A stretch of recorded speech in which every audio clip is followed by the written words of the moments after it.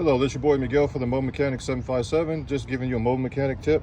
If you're changing your oil, this is a good tool right here. This is an oil filter tool. So all I do, I'm doing it one hand. This comes off in two parts.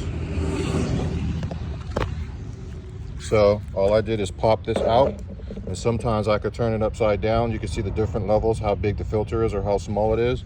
In this particular case, for this particular filter, all I do is put this back on. You can see there's a part right there that you use for your ratchet.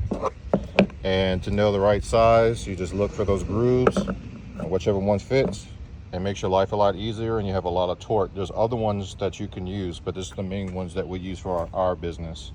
It's just an oil filter. This will be in the description on where to get it from. It's not very expensive whatsoever, but it will save you a lot of time and effort and give you the torque and everything you need and grip. If you like these videos, please like, subscribe, and share. I'm on your side. Thank you.